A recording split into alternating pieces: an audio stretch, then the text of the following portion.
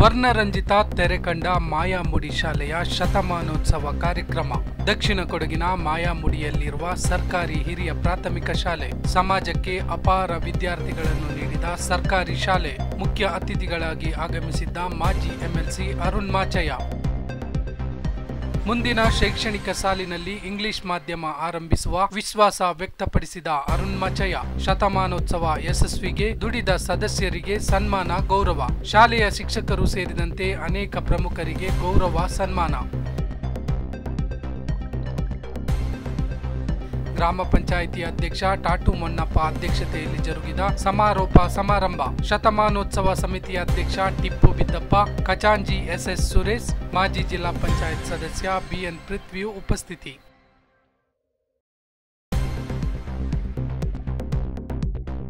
ಗಮನ ಸೆಳೆದ ಸಾಂಸ್ಕೃತಿಕ ಕಾರ್ಯಕ್ರಮಗಳು.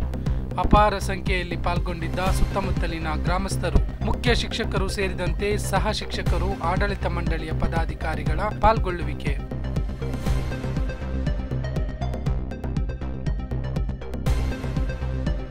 ನಿಮಗೂ ಖಂಡಿತ ಗೊತ್ತಾಗೋದಿಲ್ಲ. ಯಾವ ಊರಿನಲ್ಲಿ ಶಾಲೆ ಇಲ್ಲ ಆ ಊರಿಗೆ ಹೋದರೆ ಗೊತ್ತಾಗ್ತದೆ ಶಾಲೆಯ ಮಹತ್ವ ಏನು ಅಂತ. ಹಳೆ ನೆನಪುಗಳು. ಒಂದು ದಿವಸ ನಾನು ಚೆನ್ನೈನಕೋಟೆಗೆ ಹೋಗಿದ್ದೆ. ಚೆನ್ನೈನಕೋಟೆ ಪ್ರಾಥಮಿಕ ಶಾಲೆಗೆ ಹೋಗುವಾಗ ಅಲ್ಲಿ ಅವರು ಒಂದೇ ಬೇಡಿಕೆ, ನಮಗೆ ಇಲ್ಲೊಂದು ಹೈಸ್ಕೂಲನ್ನ ಇಲ್ಲಿಗೆ ನೀವು ಮಂಜೂರು ಮಾಡಿಕೊಡಿ. ಯಾಕೆಂದು ಕೇಳಿದೆ, ನಮಗೆ ಹೈಸ್ಕೂಲ್ ಓದಬೇಕು ಅಂತ ಹೇಳಿದ್ರೆ ಚೆನ್ನೈನಕೋಟೆಯಿಂದ ಪಾಲಿಮೆಟ್ಟಿಗೆ ಬರಬೇಕು, 4 ರಿಂದ 5 ಕಿಲೋಮೀಟರ್ ದೂರ ಬರಬೇಕು. ಆನೆಕಾಟ, ನಮಗೆ ಹೈಸ್ಕೂಲ್ ಇಲ್ಲ. ಅಲ್ಲಿ ಬಹಳಷ್ಟು ಹೆಚ್ಚಿಗೆ ಪರಿಶಿಷ್ಟ ಜಾತಿ ಮತ್ತು ಪರಿಶಿಷ್ಟ ಪಂಗಡದ ಜನರಿದ್ದಾರೆ, ಮತ್ತೆ ಅಲ್ಪಸಂಖ್ಯಾತರ ಮಕ್ಕಳಿದ್ದಾರೆ. ಅವರಿಗೆ ದೂರ ಊರಲ್ಲಿ ಹೋಗಿ ಓದಲಿಕ್ಕೆ ಆಗೋದಿಲ್ಲ, ನಡೆದುಕೊಂಡು ಹೋಗಬೇಕು. ದಯವಿಟ್ಟು ನಮ್ಮ ಊರಿಗೆ ಒಂದು ಹೈಸ್ಕೂಲ್ ಮಂಜೂರು ಕೊಡಿ ಅಂತೇಳಿ ಕೈ ಮುಗಿದು ನನ್ನ ಕೇಳ್ಕೊಂಡ್ರು. ಆವಾಗ ನಮಗೆ ಗೊತ್ತಾಯಿತು ಈ ಊರಿನಲ್ಲಿ ಒಂದು ಶಾಲೆಯ ಮಹತ್ವ ಎಷ್ಟಿದೆ ಅಂತೇಳಿ. ತಕ್ಷಣದಿಂದ ಅದೇನೋ ದೇವರು ಸಹಾಯ ಕಾಣ್ತದೆ. ಇವತ್ತು HD ರೇವಣ್ಣ, ಕುಮಾರಸ್ವಾಮಿಯವರ ಸಹೋದರ HD ರೇವಣ್ಣನವ್ರನ್ನ ನೆನೆಸ್ಕೊಳ್ಬೇಕಾಗ್ತದೆ. ಹೋಗಿ ಮನವಿ ಕೊಟ್ಟರೆ ಅರ್ಧ ಗಂಟೆ ಒಳಗೆ ಶಾಲೆಯನ್ನು ಮಂಜೂರಾತಿ ಕೊಟ್ಟು ಚೆನ್ನೈನಕೋಟೆಯಲ್ಲಿ ಇವತ್ತು ಹೈಸ್ಕೂಲ್ ಪ್ರಾರಂಭ ಆಗಿದೆ.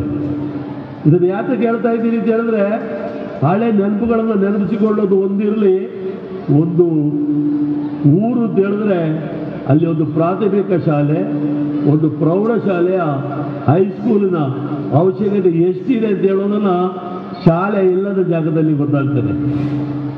ಸ್ನೇಹಿತರೆ, ತಿತಿಮತಿಯಲ್ಲಿ ಹೈಸ್ಕೂಲ್ ಶಿಕ್ಷಣ ಮುಗಿಸಿ ಕಾಲೇಜು ಶಿಕ್ಷಣ ಓದದೆ ಪ್ರತಿ ವರ್ಷ 40 ರಿಂದ 50 ಮಕ್ಕಳು ಶಾಲೆಯನ್ನು ಬಿಡ್ತಾ ಇದ್ದಾರೆ. ಅಲ್ಲಿ ಅತಿ ಹೆಚ್ಚಿನ ಪರಿಶಿಷ್ಟ ಪಂಗಡಕ್ಕೆ ಸೇರಿದಂತಹ ಜನರೇ ಇರೋದು. ಕೇಳಿದರೆ ಓದಬೇಕು ಅಂತ ಹೇಳಿದ್ರೆ ಹತ್ತಿರದ ಕಾವೇರಿ ಕಾಲೇಜಲ್ಲಿ ಹೋಗಿ ಓದಬೇಕು. ಒಂದು ವರ್ಷಕ್ಕೆ ಆವಾಗ 12,000 ರೂಪಾಯಿ ಫೀಸನ್ನು ಕಾವೇರಿ ಕಾಲೇಜಲ್ಲಿ ಅವರಿಗೆ ವಿಧಿಸ್ತಿದ್ರು. ಯಾವ ಬಡ ಮಕ್ಕಳು 12,000 ರೂಪಾಯಿ ಕೊಟ್ಟು ಕಾವೇರಿ ಕಾಲೇಜಿಗೆ ಬಸ್ಸಲ್ಲಿ ಹೋಗಿ ಅಲ್ಲಿ PUC ಶಿಕ್ಷಣ ಯಾರು ಪಡೀತಾರೆ ಹೇಳಿ? ಅದರಿಂದ ಒಂದು PU ಕಾಲೇಜು ತಿತಿಮೆತಿಗೆ ಬೇಕು ಅಂತೇಳಿ ಬೇಡಿಕೆ ಕೊಟ್ಟರು. ಸದ್ಯ ಆ ದೇವರ ದಯಗಾಡ್ತದೆ, ನನಗೆ ದೇವರ ಆಶೀರ್ವಾದ ಮಾಡದ ಅಲ್ಲಿಗೆ PU ಕಾಲೇಜ್ ಸ್ಯಾಂಕ್ಷನ್ ಆಯಿತು. ಇದು ಯಾಕೆ ಹೇಳ್ತಾ ಇದ್ದೀನಿ ಅಂತ ಹೇಳಿದ್ರೆ, ಒಂದು ಗ್ರಾಮ ಅಂತ ಹೇಳಿದ್ರೆ ಕನಿಷ್ಠ ಬೇಕು ಬೇಡಿಕೆಗಳು, ಒಂದು ಮನುಷ್ಯನಿಗೆ ಒಂದು ಸೂರು, ಒಂದು ಉದ್ಯೋಗ, ಕರೆಂಟು, ನೀರು, ಇಂಥದ್ದೆಲ್ಲ ಕನಿಷ್ಠ ಬೇಕು.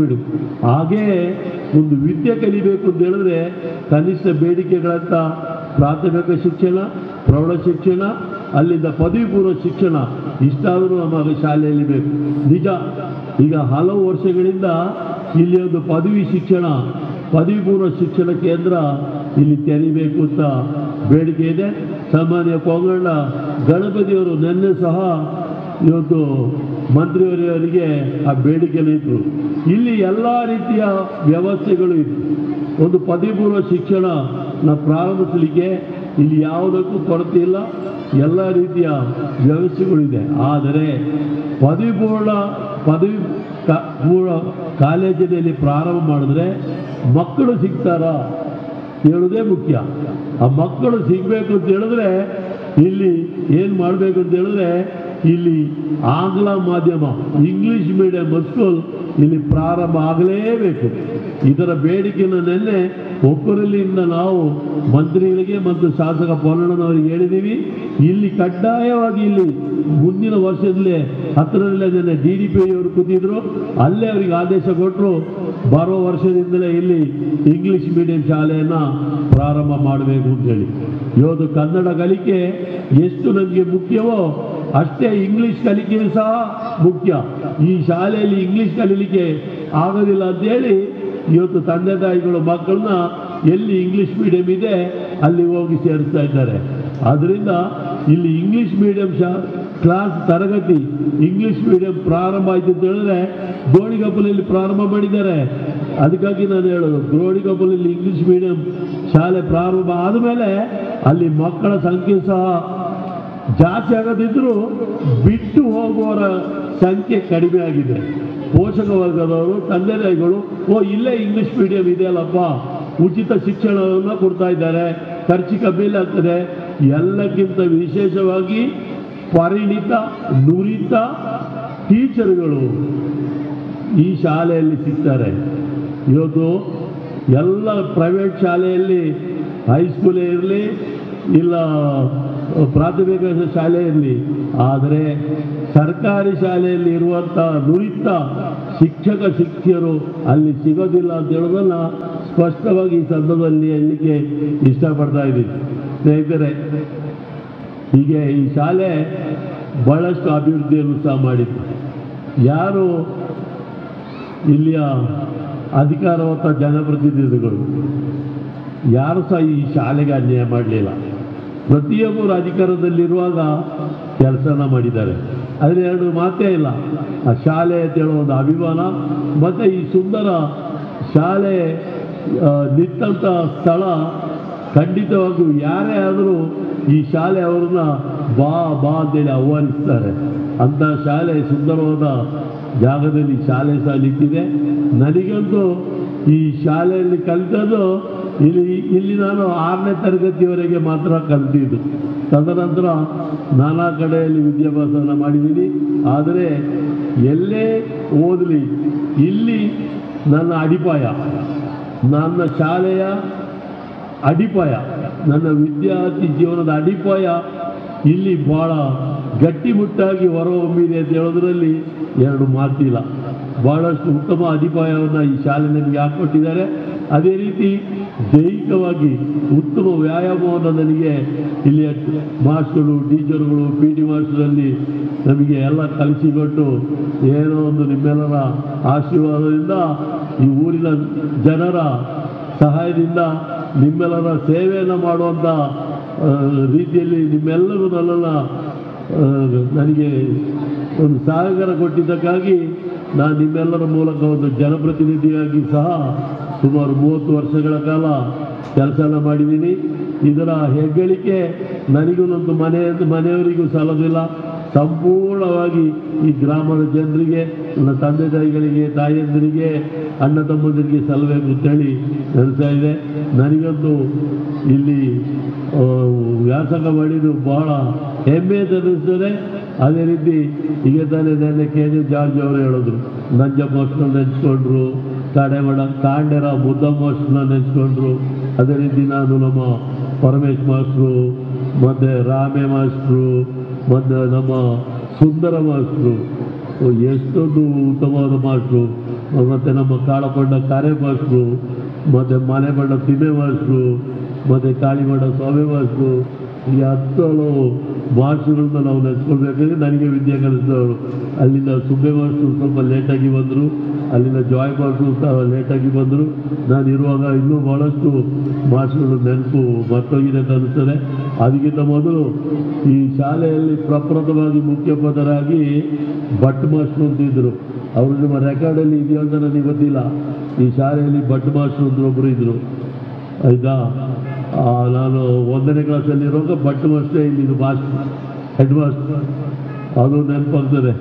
ಏನೇ ಇರಲಿ, ನೆನಪುಗಳನ್ನು ಹೇಳ್ತಾ ಹೋದರೆ ಅದೊಂದು ಮುಗಿಯದ ಅಧ್ಯಾಯ ಅಂತ ಹೇಳಿ ಅನ್ನಿಸ್ತಾ ಇದೆ. ಇವತ್ತು ಈ ಶಾಲೆಯಲ್ಲಿ ಓದಿದ ಮಕ್ಕಳು ಈಗಾಗಲೇ ಹೇಳಿದಾಗೆ ನಾನಾ ರಾಜ್ಯದಲ್ಲಿ ಮಾಸ್ಟರ್ ಅಲ್ಲ, ನಾನಾ ರಾಷ್ಟ್ರದಲ್ಲಿ ಇವತ್ತು ಕೆಲಸವನ್ನು ಮಾಡಿ ಈ ಶಾಲೆಗೆ ಅವರು ಖಂಡಿತ ಚಿರಋಣಿಯಾಗಿದ್ದಾರೆ. ಅವರೆಲ್ಲರೂ ಸಹ ದೇಣಿಗೆ ರೂಪದಲ್ಲಿ ಈ ಶಾಲೆಗೆ ಸಹಾಯವನ್ನು ಸಹ ಮಾಡಿದ್ದಾರೆ. ಭಾಳ ಶತಮಹೋತ್ಸವದ ಸಂಭ್ರಮದಲ್ಲಿ ನಿಮ್ಮೆಲ್ಲರ ಸಹಕಾರದಿಂದ ಶತಮಹೋತ್ಸವ ಭಾಳ ಯಶಸ್ವಿಯಾಗಿ ಆಗಿದೆ. ನಮ್ಮ ಕಾರ್ಯಕ್ರಮ ನಿರೂಪಣೆ ಮಾಡಿದವರು ನೀವು ಇಷ್ಟು ಸುಂದರವಾಗಿ ಕಾರ್ಯಕ್ರಮ ನಿರೂಪಣೆ ಮಾಡ್ತೀರಂತ ನನಗೆ ಗೊತ್ತೇ ಇರಲಿಲ್ಲ. ನಿಜವಾಗಿ ಅದ್ಭುತವಾಗಿ ಕಾರ್ಯಕ್ರಮವನ್ನು ನಿನ್ನೆಯಿಂದ ನೀವು ಮಾಡಿದ್ದೀರಾ. ಮತ್ತು ನಿಮ್ಮ ಒಟ್ಟಿಗೆ ಸಹಪಾಠಿಯಾಗಿ ಕೆಲಸ ಮಾಡಿದ್ದ ನಮ್ಮ ಶಿಕ್ಷಕರು ಮತ್ತು ವೇದಿಕೆಯಲ್ಲಿ ಕುಳಿತಂಥ ಶಿಕ್ಷಕಿಯರು, ನಮ್ಮ ವಾಡಿ ಟೀಚರ್ ಯಾಕೆ ಬರಲಿಲ್ಲ ಅಂತ ಗೊತ್ತಿಲ್ಲ, ಅವರಿಗೂ ಸಹ ಎಲ್ಲರ ಒಂದು ಸಹಕಾರದಿಂದ ಈ ಒಂದು ಶತಮಹೋತ್ಸವ ಭಾಳ ಯಶಸ್ವಿಯಾಗಿ ಆಗಿದೆ. ಅತಿ ಹೆಚ್ಚಿಗೆ ನೀವೆಲ್ಲರೂ ನಮ್ಮ ಪೋಷಕ ವರ್ಗದವರು, ಈ ಊರಿನ ಗಣ್ಯರು ಎಲ್ಲರೂ ಬಂದು ಇಲ್ಲಿ ಉಪಸ್ಥಿತರಿರುವುದು ಸಹ ಈ ಶತಮಹೋತ್ಸವಕ್ಕೆ ಒಂದು ಹೆಚ್ಚಿನ ಒಂದು ಮೆರುಗು ನೀಡಿದೆ ಅಂತ ಹೇಳಿದ್ರು ತಪ್ಪಾಗಲಿಕ್ಕಿಲ್ಲ. ಆದರೆ ಕೊನೆಯ ಮಾತು, ನಮ್ಮ ಸೇವೆ ಈ ಶಾಲೆಗೆ ಇನ್ನು ಮುಗಿದಿಲ್ಲ, ಇನ್ನಷ್ಟೇ ಪ್ರಾರಂಭ ಆಗಬೇಕಾಗಿದೆ. ಖಂಡಿತವಾಗಿ ಮುಂದಿನ ದಿವಸಗಳಲ್ಲಿ ಈ ಶಾಲೆಯ ಪೂರ್ಣ ಅಭಿವೃದ್ಧಿಗೆ ಪರಿಪೂರ್ಣವಾಗಿ ಕೊನೆಯ ಉಸಿರಿರುವ ತನಕ ನಾವು ದುಡಿತೀವಿ ಅನ್ನೋ ಮಾತಿನೊಂದಿಗೆ ನಿನ್ನೆ ಸನ್ಮಾನ್ಯ ಕೆ.ಜೆ. ಜಾರ್ಜ್ ಅವರು, ಮಾನ್ಯ ಇಂಧನ ಸಚಿವರವರು KPTCಯಲ್ಲಿಂದ 4ರಿಂದ 5 ಶಾಲಾ ಕೊಠಡಿಗಳಿಂದ ನಾನು ಕಟ್ಟಿಕೊಡಿಸ್ತೀನಿ ಹೇಳೋ ಒಂದು ಆಶ್ವಾಸನೆಯನ್ನು ಸಹ ನನಗೆ ಕೊಟ್ಟಿದ್ದಾರೆ. ಅದನ್ನೀಗ ಕಾರ್ಯವನ್ನು ತಕ್ಷಣದಿಂದ ಹೊರಡೋರಿಂದ ಅದಕ್ಕೆ ಒಂದು ಇದನ್ನು ಕೊಡಬೇಕಾಗ್ತದೆ. ಅದನ್ನು ಸಹ ತಕ್ಷಣದಿಂದ ಈ ವರ್ಷದಿಂದಲೇ ಕಟ್ಟುವಂಥ ವ್ಯವಸ್ಥೆಯನ್ನು ಸಹ ಅವರು ಮಾಡ್ತೀನಿ ಅಂತ ಹೇಳಿದ್ದಾರೆ. ಮುಂದಿರೋ ಅಭಿವೃದ್ಧಿ ಕೆಲಸಗಳಿಗೆ ಇವತ್ತು ಕೈ ಜೋಡಿಸಲಿಕ್ಕಾಗಿ ನಮಗೆ ಹೆಚ್ಚಿಗೆ ಏನು ಮಾಡೋದ್ರಿಂದ ನಮಗೊಂದು ಧೈರ್ಯ ಇದೆ. ಭಾಳ ಹೆಮ್ಮೆಯಿಂದ ನಾವೆಲ್ಲರೂ ಪಕ್ಷಾತೀತವಾಗಿ ಪಕ್ಷ ಭೇದ ಮರೆತು ಕೆ.ಜೆ. ಜಾರ್ಜ್ ನಮ್ಮ ಶಾಲೆಯ ಹಳೆ ವಿದ್ಯಾರ್ಥಿ ಹೇಳಿ ನಾವು ಹೇಳ್ಕೊಳ್ತಾ ಇದ್ದೀವಿ. ಅದರಿಂದ ಅವರು ಮತ್ತು ಅವರ ಸಹೋದರ ಇಬ್ಬರು ಸಹ ಅಲ್ಲೇ ಬಂದು ಉಪಸ್ಥಿತರಿದ್ದು ಸಭೆಗೆ ಹೆಚ್ಚಿನ ಮೆರುಗನ್ನು ಸಹ ಕೊಟ್ಟಿದ್ದಾರೆ. ಸ್ನೇಹಿತರೆ, ಭಾಳ ಸುಂದರವಾದ ಕಾರ್ಯಕ್ರಮವನ್ನು ತಾವು ಮಾಡಿದ್ದೀರಾ. ನನ್ನನ್ನು ಸಹ ಆತ್ಮೀಯವಾಗಿ ಸ್ವಾಗತಿಸಿದ್ದೀರಾ. ನನ್ನ ಅನಿಸಿಕೆಗಳನ್ನು ಅರ್ಪಿಸಲಿಕ್ಕೆ ಅನುವು ಮಾಡಿಕೊಟ್ಟಿದ್ದೀರಾ. ಸಾಗವಾಗಿ ಆಲಿಸಿದ್ದೀರಾ. ಅನಂತ ನಮಸ್ಕಾರ, ಧನ್ಯವಾದಗಳನ್ನು ಅರ್ಪಿಸಿ ನನ್ನೆರಡು ಮಾತುಗಳನ್ನು ಮುಗಿಸ್ತೀನಿ. ನಮಸ್ಕಾರ, ಜೈ. ತಪ್ಪಾಗ್ಲಿಕ್ಕಿಲ್ಲ. ಇವತ್ತು ನಾವು 1924ರಲ್ಲಿ ಹಿರಿಯರು ಒಂದು ಒಳ್ಳೆಯ ಉದ್ದೇಶವನ್ನು ಇಟ್ಟು ಈ ಮಾಯಮುಡಿಯಲ್ಲಿ ಒಂದು ಸರ್ಕಾರಿ ಹಿರಿಯ ಪ್ರಾಥಮಿಕ ಶಾಲೆಯನ್ನು ಸ್ಥಾಪಿಸಿದ್ದನ್ನ ಯೋಚನೆ ಮಾಡಿದ್ರೇ ಅದೊಂದು ಅದ್ಭುತ ಅಂತ ಹೇಳಿದ್ರು ತಪ್ಪಾಗ್ಲಿಕ್ಕಿಲ್ಲ. ಯಾಕೆಂತ ಹೇಳಿದ್ರೆ ಸ್ವಾತಂತ್ರ್ಯ ಪೂರ್ವದಲ್ಲಿ ನಮಗೆ 1947ರಲ್ಲಿ ಸ್ವಾತಂತ್ರ್ಯ ಸಿಕ್ಕಿದ್ರು. ಅದಕ್ಕಿಂತ ಮುಂದೆ ಇನ್ನು 25 ವರ್ಷಗಳ ಮುಂದೆ ಮಾಯಮುಡಿಯಲ್ಲಿ ಒಂದು ಸರ್ಕಾರಿ ಪ್ರಾಥಮಿಕ ಶಾಲೆಯನ್ನು ಸ್ಥಾಪಿಸುವ ಒಂದು ಚಿಂತನೆಯನ್ನ ಅವತ್ತು ಆ ಕಷ್ಟದ ಸಮಯದಲ್ಲಿ ನಮ್ಮ ಹಿರಿಯರು ಮಾಡಿದ ಆ ಸವಿನೆನಪನ್ನು ನಾವು ಇವತ್ತು ಈ ಮಾಯಮುಡಿಯಲ್ಲಿ ಆಚರಣೆ ಮಾಡ್ತಿರೋದು ಅದು ನಮ್ಮ ಸೌಭಾಗ್ಯ ಅಂತ ಹೇಳಿದ್ರು ತಪ್ಪಾಗ್ಲಿಕ್ಕಿಲ್ಲ. ಇಂಥ ಒಂದು ಸುಂದರ ಗಳಿಗೆಯಲ್ಲಿ ನಾವೆಲ್ಲರೂ ಈ ವೇದಿಕೆಯಲ್ಲಿ ಹಂಚಿಕೊಂಡಿರ್ತಕ್ಕಂಥದ್ದು ಅದೊಂದು ನನಗೊಂದು ಹೆಮ್ಮೆ ಅಂತ ಹೇಳಿದ್ರು ತಪ್ಪಾಗ್ಲಿಕ್ಕಿಲ್ಲ. ಇಂಥ ಒಂದು ಸುಂದರವಾದಂಥ ಸಂದರ್ಭದಲ್ಲಿ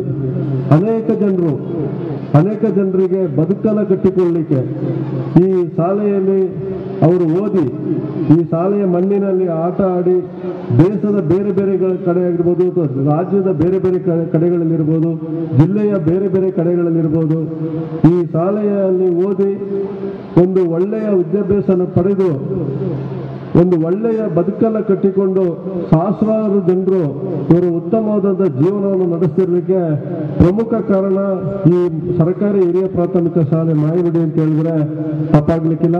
ಇಂಥ ಒಂದು ಸುಂದರವಾದಂಥ ಒಂದು ಪರಿಸರದಲ್ಲಿ, ಇಂಥ ಒಂದು ಸುಂದರವಾದಂಥ ಒಂದು ವಾತಾವರಣದಲ್ಲಿ ನಾವು ಇವತ್ತು 100ನೇ ವರ್ಷದ ಶತಮಾನೋತ್ಸವವನ್ನು ಅದ್ದೂರಿಯಾಗಿ ಆಚರಣೆ ಮಾಡಿರುವಂಥದ್ದು. ಅದು ಎಲ್ಲ ಇದು ನಮ್ಮ ಮುಂದಿನ ನಿನ್ನೆ ಬಂದ ಅತಿಥಿಗಳು ಹೇಳಿದ ಹಾಗೆ ಇದು ಇನ್ನು 200 ವರ್ಷವನ್ನು ಆಚರಣೆ ಮಾಡುವಂತಾಗಲಿ. ಆಗ ಆ 200 ವರ್ಷ ಆಚರಣೆ ಮಾಡುವಾಗ ಎಲ್ಲರೂ ಈ ಹಿಂದೆ ಇದ್ದಂಥ ಹಿರಿಯರನ್ನೆಲ್ಲ ನೆನೆಸ್ಕೊಳ್ಳಿ ಅಂತೇಳಿ ಈ ಸಂದರ್ಭದಲ್ಲಿ ಹೇಳ್ತಾ, ಇಂಥ ಒಂದು ಉತ್ತಮವಾದಂಥ ವಾತಾವರಣದಲ್ಲಿ ಅನೇಕ ವಿದ್ಯಾರ್ಥಿಗಳು ಬದುಕನ್ನು ಕಟ್ಟಿಕೊಂಡು ಒಂದು ಉತ್ತಮ ಜೀವನ ನಡೆಸ್ತಿದ್ದಾರೆ. ಈ ಶಾಲೆಯ ಬಗ್ಗೆ ಒಂದು ವಿಶೇಷವಾದ ಕಾಳಜಿಯನ್ನು ಇಟ್ಟುಕೊಂಡು ಮುಂದೆ ಸಹ ನಿಮ್ಮ ಸಹಕಾರ ಹೀಗೆ ಇರಲಿ. ಇದು ಕೇವಲ ಇವತ್ತು ನಾವೇನು ವೇದಿಕೆ ಮೇಲೆ ಇದ್ದೀವಿ, ನಮಗೆ ಮಾತ್ರ ನಾವು ಮಾತ್ರ ಅಲ್ಲ ಇದಕ್ಕೆ ಕಾರಣ. ಇದಕ್ಕೆ ಅನೇಕ ದಾನಿಗಳು ಅವರು ನಾನು ಈ ಸಂದರ್ಭದಲ್ಲಿ ನೆನೆಸ್ಕೊಳ್ಬೇಕಾಗ್ತದೆ. ನಾವು ನಮ್ಮ ಸಮಿತಿಯವರು ಹೋದಾಗ ಬಹಳ ಸನ್ಮಾನದಿಂದ ಮಾತಾಡಿಸಿ ಈ ಶಾಲೆಯ ಅಭಿವೃದ್ಧಿಗೆ, ಈ ಶಾಲೆಯ ಶತಮಾನೋತ್ಸವಕ್ಕೆ ತಮ್ಮ ಕೈಲಾದ ಸಹಕಾರವನ್ನು ನೀಡಿದ್ದೀರಾ. ಪ್ರತಿಯೊಂದು ಮಾಯಗುಡಿ ಗ್ರಾಮ ಪಂಚಾಯಿತಿ ವ್ಯಾಪ್ತಿಯ ಮಾಯಗುಡಿ, ಜನಜಾಲ, ರುದ್ರಬೇಡು, ಬಾಲಾಜಿ ಗ್ರಾಮದ ಪ್ರತಿಯೊಂದು ನಾಗರಿಕ ಬಂಧುಗಳಿಗೆ ನಾನು ಈ ಸಂದರ್ಭದಲ್ಲಿ ಧನ್ಯವಾದವನ್ನು ಅರ್ಪಿಸಲೇಬೇಕಾಗ್ತದೆ. ನಿಮ್ಮ ಸಹಕಾರ ನಮಗೆ ಸದಾ ಇರಲಿ ಅಂತೇಳಿ ಕೇಳಿಕೊಳ್ಳುತ್ತಾ, ಹಾಗೆ ಮುಂದೆ ಸಹ ನಿಮ್ಮ ಸಹಕಾರ ಇರಲಿ ಅಂತೇಳಿ ಬೇಡಿಕೊಳ್ಳುತ್ತಾ ನನ್ನ ಮಾತನ್ನು ಮುಗಿಸ್ತೇನೆ. ಜೈ ಹಿಂದ್. ಹಾಯ್ ಎಲ್ಲೋ, ನಾನು ನಿಮ್ಮ ಕಾಣತಂಡ ಬೀನಾ ಜಗದೀಶ್, ಕೊಡಗು ಧ್ವನಿ ಡಿಜಿಟಲ್ ಮೀಡಿಯಾದಿಂದ. ನಮ್ಮ ಚಾನೆಲ್ನ ಲೈಕ್ ಮಾಡಿ, ಶೇರ್ ಮಾಡಿ, ಸಬ್ಸ್ಕ್ರೈಬ್ ಮಾಡಿ.